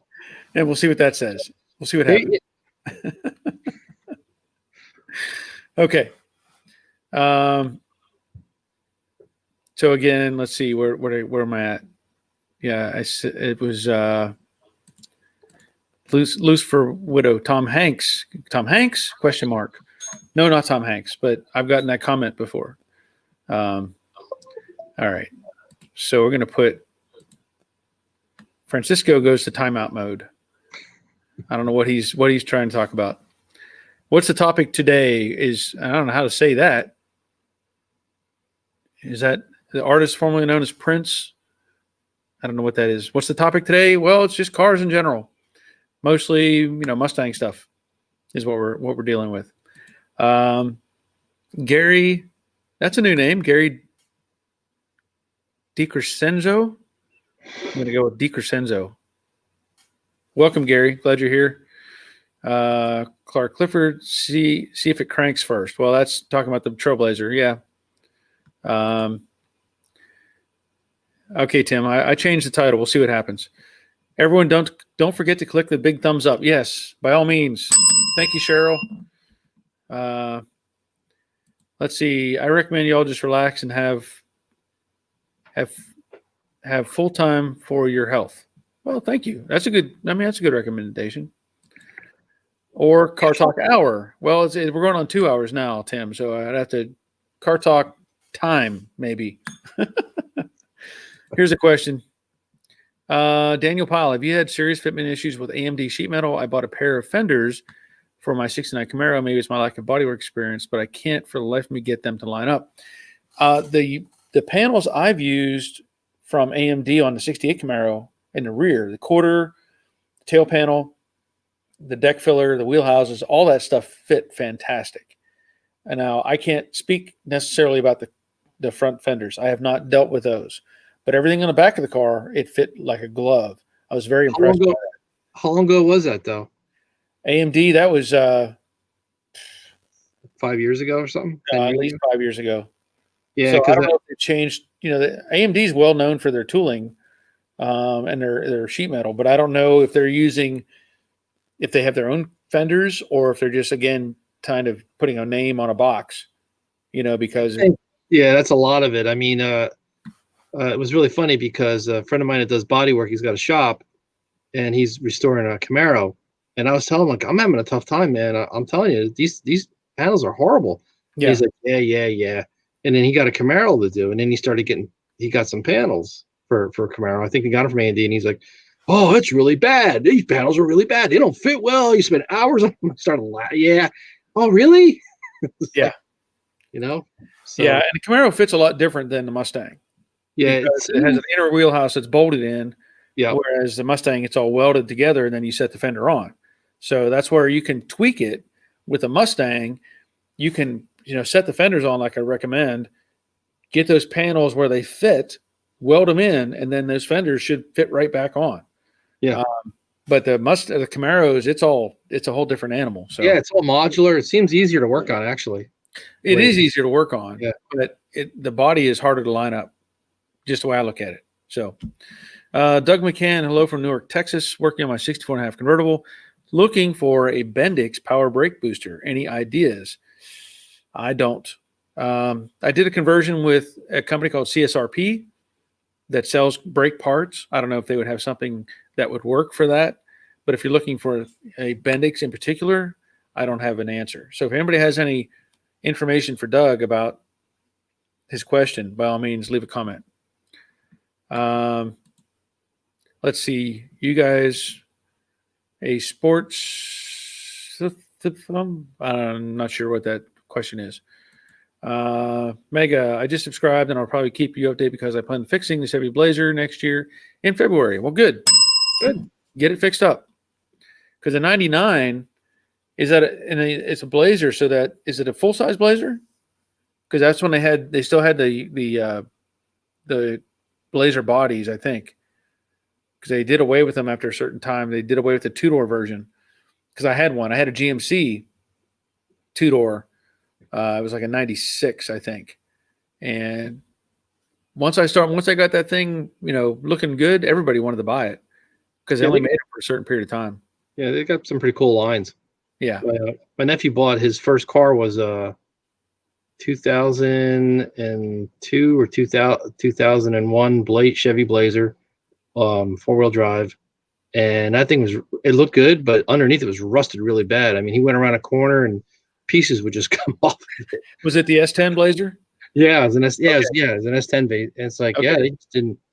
Yeah, because I had the full size, like the I don't know if I guess they still call it the Blazer, or maybe they considered it a Tahoe, a two-door Tahoe instead of a four-door.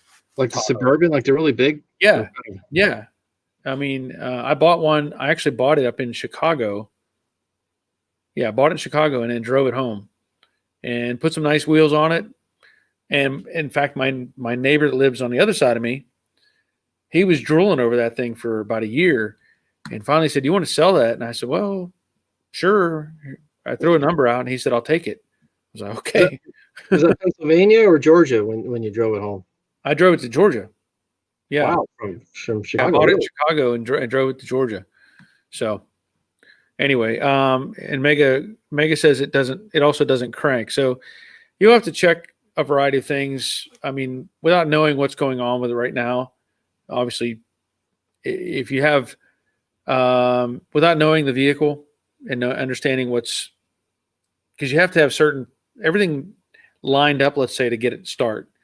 Neutral safety switch or in park, if it's got, automatic, stuff like that has to be functioning.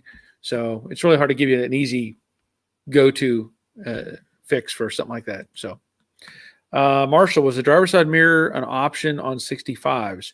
My door has no hole that I can see has ever been drilled for a mirror. I think it was an option on every year. I mean, like the Jade Mustang, it doesn't have holes in it. So I think when they ordered them, people could say, "I want a mirror on that side," and they would put it on. The tricky part with that is the original setup had a reinforced area for the mirror to attach to. The added-on ones, they don't.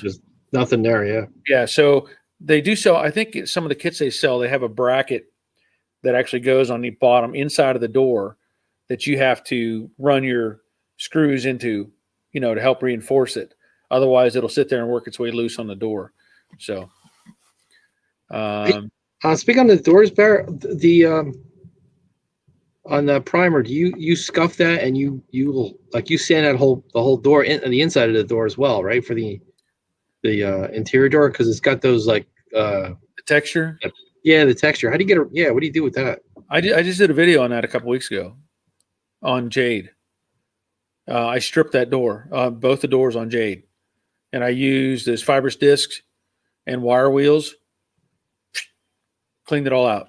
I mean a brand new door, like a brand new door. Yeah, with that.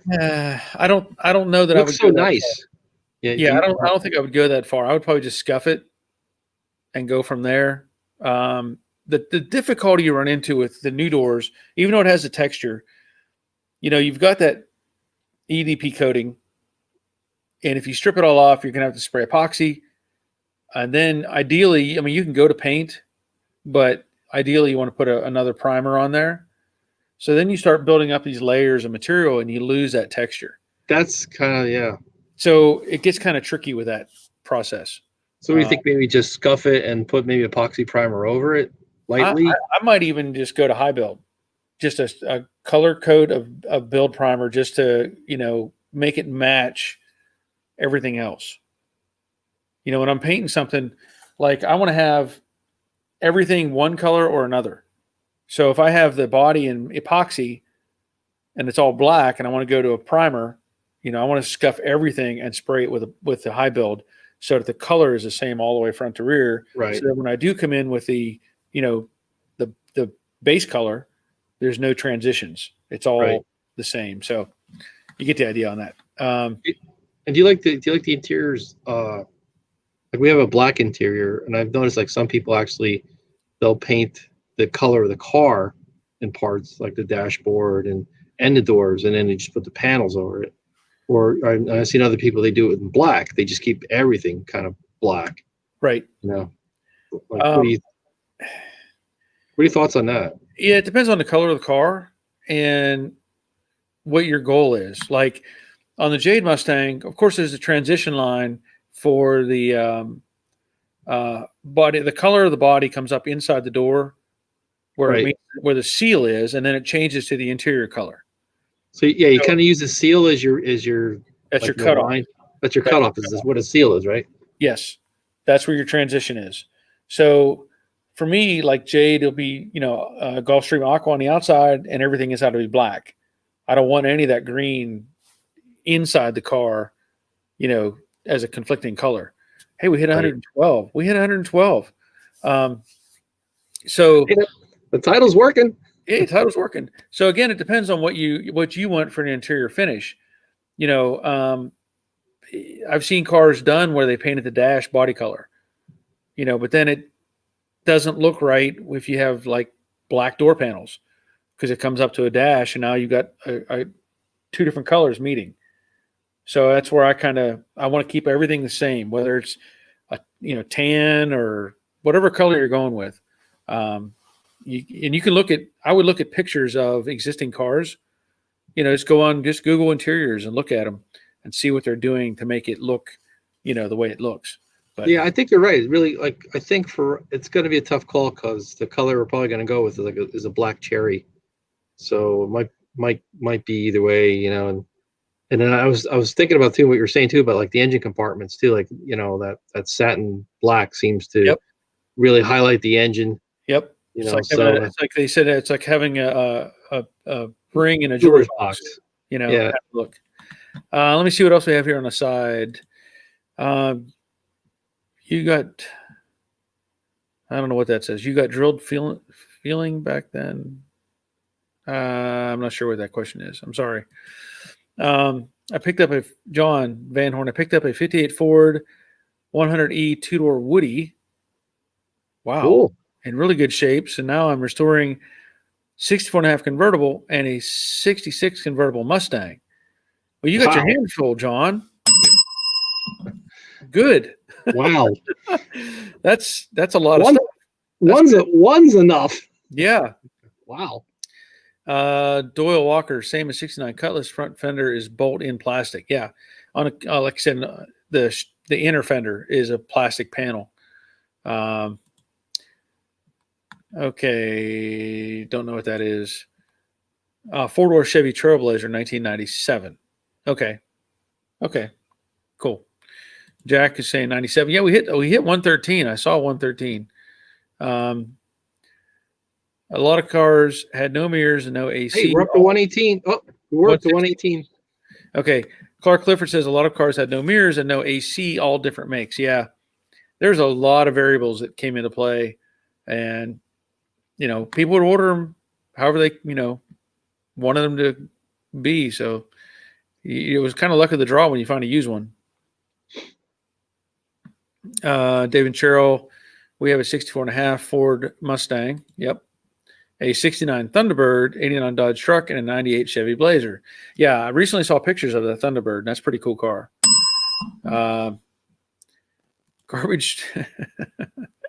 Garbage trucks of Manitoba. The dude in the right's light is flickering. Okay. I don't know which. I don't see any flickers. Sorry. Crash Rider 117. Gary DiCrescenzo. I have a 67 Deluxe. The dash is a slightly different color than the outside. It's two different codes. Brittany blue exterior. Okay. Okay, well that's good information. Doyle, have you ever been to Fans Garage and helped them with a remote how-to videos? Hint: I'm in Tennessee. Actually, I have. I have. Where have you been, Doyle? I've done several of those. Um, I did one recently up at Andrew's garage in Pennsylvania, Grease Rookie. I went and helped him with his project. And I did one a few years ago. I went to a gentleman who lives south of me, his Cougar project. Did some work on that. I have done it, but it's really tough for me to get away at this point. Dave, regarding Doug McCann's question, I was just looking on CJ Pony, and they seem to have what he's looking for. You'd have to refresh that. What was the question? I don't remember what Doug asked. Yeah, what was he looking for? I don't know, because that's probably well back in the ticker somewhere. So I don't know what that is. But anyway, look, we had 117. We're at 102 viewers. So if anybody is new to this, I'm glad you're here. I do this on every Monday night at 7 p.m. and I do it on Thursday afternoons at 3 p.m. Again, for a lot of people in Europe, so that they can get involved. So by all means, if you're trying to follow along and see what's going on, check back on Monday nights at 7 and see what's going on with whoever's here. All right. Dave said, brake booster. So he's talking about the brake booster. Oh, the Bendix brake booster. Okay, so now there's the answer for Doug. If you're still here, he says CJ Pony seem to have what you are looking for. So thank you, Dave. Appreciate that. I would try these guys. Well, maybe NPD has it. I don't know. These guys been doing a little bit better than, and CJ Pony's kind of been a little bit disappointing lately. Yeah, I've heard that a lot. So I don't know who Louis Amador is, but he's probably going to have to be put in timeout here in a second. I don't know what his comments are trying to say. It says "see belly button." I don't know what that means. So just keep it up, Louis. You're going away. I don't know what it's supposed to be. This is a PG yes talk show here. Yeah. Okay, Nathan. We have Nathan is back is the name.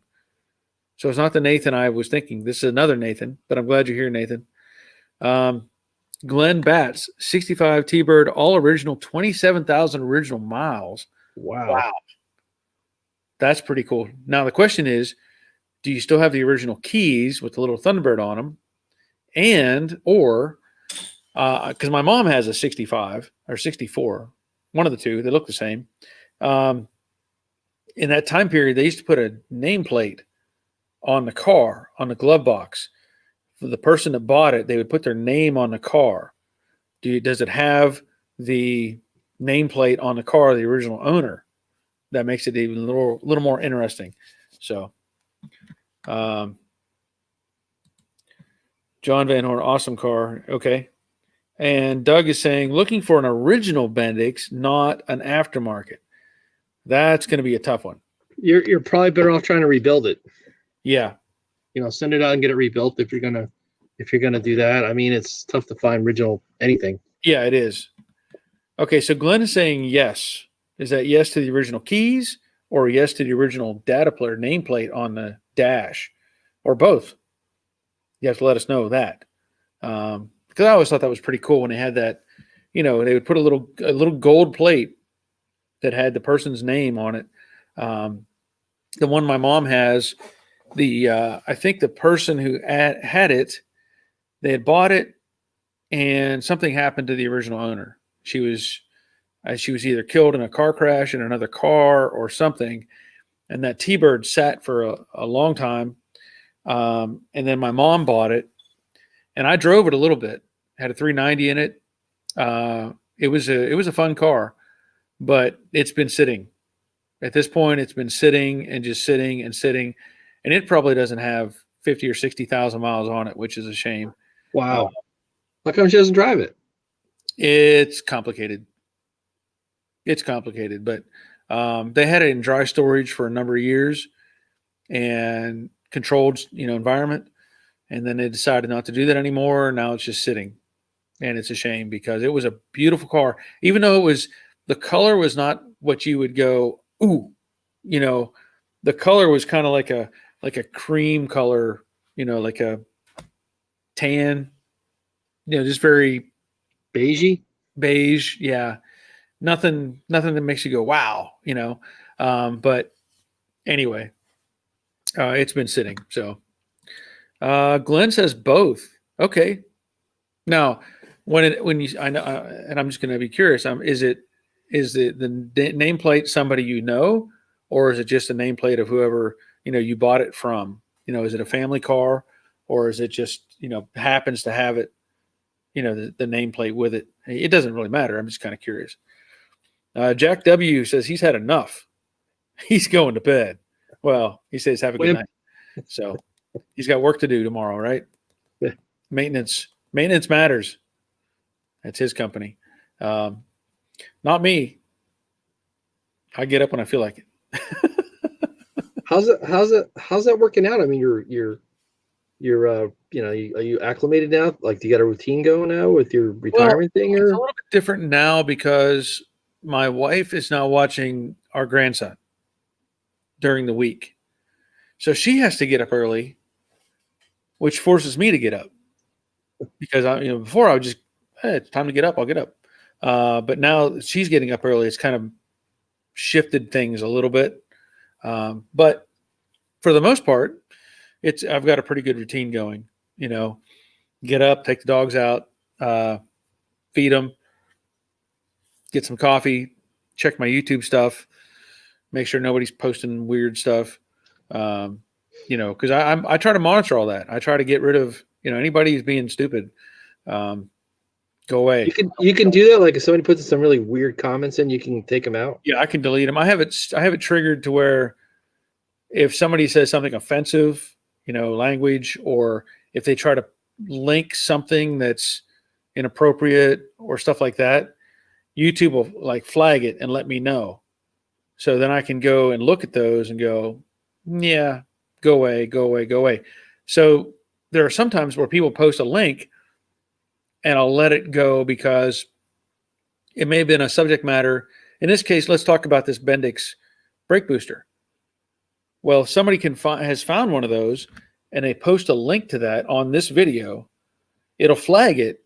But if I can click on the link and open it up and see if it's okay, and if it is, I'll leave it on there. I'll say I'll leave that one go because it's information that people can use. So, but there's a lot of things that I don't get it very often, but occasionally I do get people that try to post some dumb junk.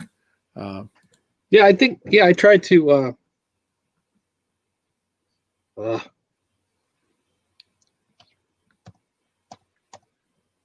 Okay, Glenn is saying he says 2 owners on the T-Bird, so he doesn't know. That's okay. I was just curious. Dennis Paulson, I very like the trip to Summit Store. Well, thank you, Dennis. I like going to Summit. I need a fatter wallet to go though. Gary, when we prepped new Mustangs in the 70s, we used to sign the underside of the hood so we would know who checked the car out. I always wonder if anyone ever noticed it. Mine were signed Gary D. Well, that would be pretty cool. I've talked about this before, and I have to. I got it wrong last time. I think it's Boondocker now.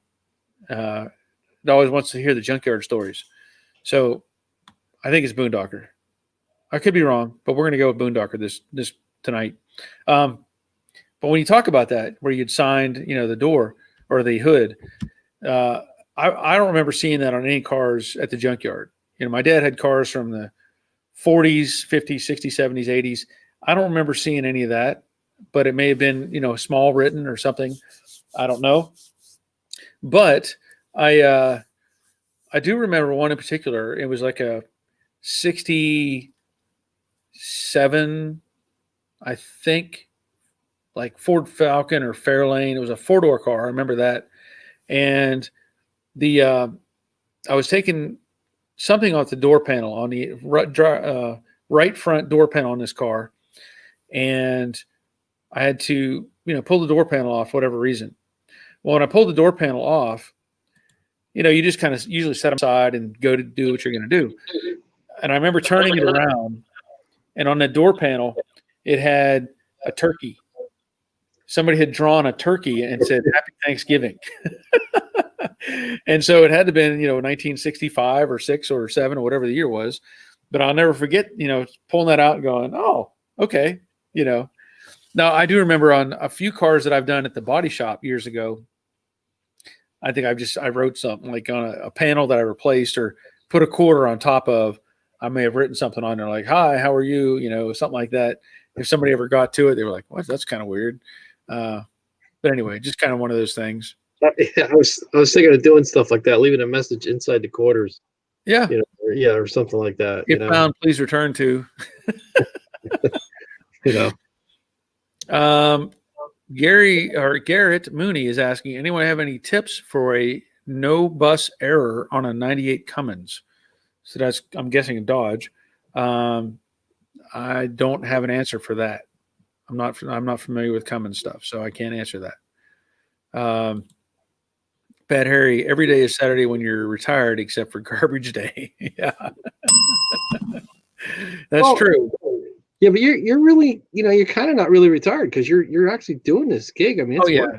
Yeah. I mean, but it's not like every day. But it's not a 9-to-5 job. I can be out here for 2 or 3 hours. And if I need to go to the store or if I need to go pick up something, for the pets, or I need to go to Summit, I don't consider that. I just go, come back and do whatever I was doing. So, but it's a lot better than having a regular job. Oh yeah. Yeah. Crash Rider, wide variety of subjects and a few goofballs tonight. Well, yeah, I'll agree with you on that. Glenn, also building 67 Mustang going to the UK. Well, that's cool. Wow, cool. Clark, I can't remember the name of the place, but someone rebuilds them. Saw a video on YouTube of the business. So apparently maybe a YouTube search will help you out with the Bendix brake booster. Yeah, I remember seeing it. I can't remember. I think it was the guys that do those Cougars. Well, that's just Goodmunder just pronounced it. He said West Coast Classic Cougar sells rebuilt Bendix brake boosters, but they are advertised for 1970 Cougar and 1970 Mustang. Maybe they have something they can. That's probably where I saw it. Yeah, maybe. John Van Horn, are you going to Moultrie? I've never been to Moultrie. Probably because I've been working every weekend for the last 20 years. But I've considered it, and I probably should. So maybe I will, maybe I won't. I don't know. Well, yeah, you should do stuff like that and bring your camera with you. Well, I could. I mean, I very well could. I mean, the thing with the store was kind of cool. What's that? The thing when you went to Summit that was pretty cool. Like, there's nothing like that by us up here. I mean, it's John says he's been in the junkyard business since '87. Francisco says he has a Porsche. Well, that's cool. What kind of Porsche? Yeah, what kind of Porsche? That's my now you're in my realm. Yeah. Is it what was the he says he has a Porsche Cayman. So that's the SUV, right? That's the SUV version. Yeah. Doug McCann, I will check out West Coast Classics. Thanks, Goodmunder. There you go. See? A little bit of community going on. John Van Horn. It's huge. Over 400 acres? 400 acres? Junkyard? Wow. That's big. Where's that at? You need a GPS for there. Oh, you're talking about Moultrie. Oh, okay. Moultrie is over 400 acres. Okay. So I need to have a little scooter that I can ride around on while I'm doing it, because that sounds like it'd be really bad to try to cover all that acreage. Tim Bowman, me too, getting up early and driving to Ohio to pick up a 65 289 from a Fairlane, getting a great deal on it, which makes it hard to pass up. Have a great rest of the night. All right, Tim. Glad you were here. And we're soon going to be calling it a night. Got about 4 minutes left. Glenn, next project, 47 Chevy Gasser for my son. He's 9 now. Well, you got some time. Give you time to do it right? Okay, so Moultrie is 400 acres. Francisco also has a Lamborghini. Nice. I've worked on them too. Okay, 47 Chevy Gas or Business Coupe. That'll be cool. Yeah, I may have to try to make a trip to Moultrie. I'll have to see if I can get permission to make that kind of trip. But that would be fun. I've got some friends. I've got a friend who he owns a restoration shop and he's really busy. But I know he does a lot of weekend stuff where he goes to different events. Maybe I can hook up with him and make the trip and enjoy the weekend. So, all right, Rick Stevenson, thumbs up. Yes, by all means. Everybody on here, throw a thumbs up. Appreciate that, Rick. We got about 3 minutes left. You want to see some of the Porsche stuff I used to work on? What's that? Crazy. Would you want to see some of the pictures of some of the Porsche stuff I used to work on? Some of the crazy stuff. You can show it. Yeah.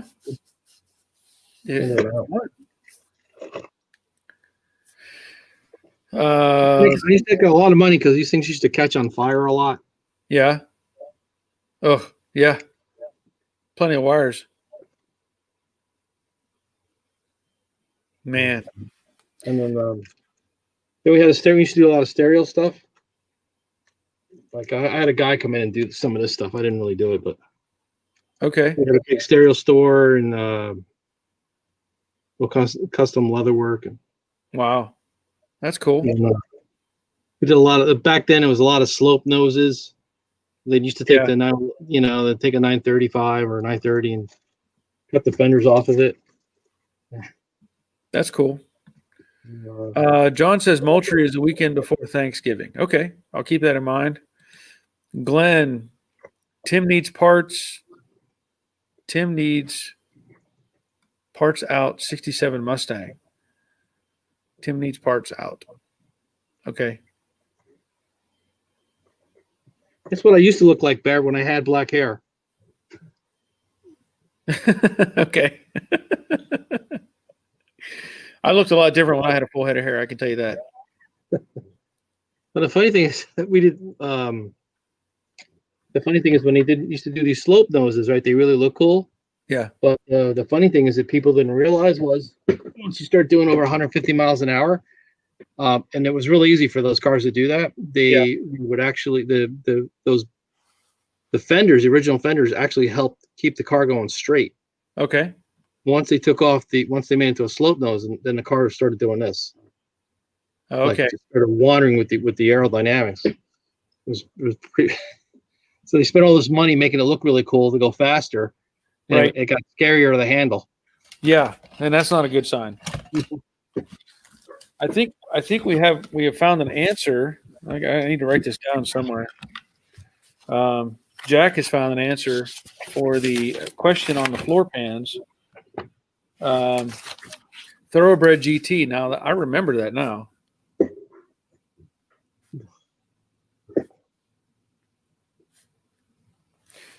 Hopefully, I guess we'll have to see if they're still in business. Somebody had said they weren't in business anymore, but we'll find out. All right, we have Seaport Sound Productions from Nova Scotia. Oh, that's a new name. Glad you're here. Cool. DP, glad you said a new live stream record. Good night, all. Yep, glad you were here. Yeah, we're going to call it here in just a minute. So yeah, I'm going to let you go, Jorge. It was nice having you here tonight. Thanks. Yeah, thanks for helping me out as usual, and thanks for all the things you do. And guys, remember, use Amazon. Help Barry out. Yeah, by all means, use Amazon. Buy stuff and help me out with my goal of living independent. All right. Take care. Bye. See ya. Okay, so I'm going to get it called a night here in just a second.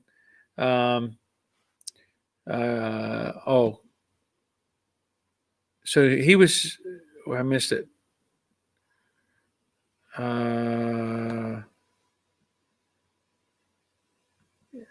Tim needs parts. Okay, I'm trying to get caught up. Glenn Bet says, "If all right." Jack W. Barry, the name of the company is Thoroughbred GT out of Ohio. They do the floors. There's an article on them in Mustang 360. I'm glad you shared that. That's good information. Um, Glenn bets for, I think it means 289 Fairlane. Clark Clifford at Jack, who can blast a body in New Jersey?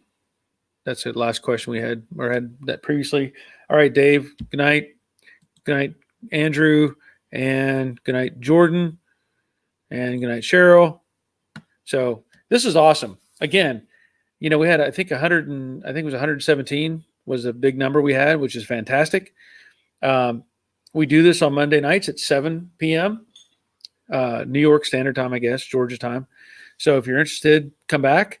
And also, again, Thursdays at 3 p.m. I will point out, too, if you're here and you haven't heard me say it before, I do have an Amazon page with a bunch of products listed. But if you buy anything through Amazon, through my link on my YouTube channel, then it helps me out. I get a little percentage, and it doesn't matter what it is. You can fill up your cart, go to the Amazon link that's up in the header on my banner on my YouTube channel, click on the Amazon link, and then empty your cart, and I get a little percentage out of that. So thank you to everyone who's been using Amazon. Thank you to all of those who have been patrons to my Patreon page, and also to those that have been buying T-shirts, well, I'll have hats later, but T-shirts and whatever else is available on Teespring. And this is awesome. So we're going to call it a night. And as I usually try to say, until next time, take care of yourselves. See ya.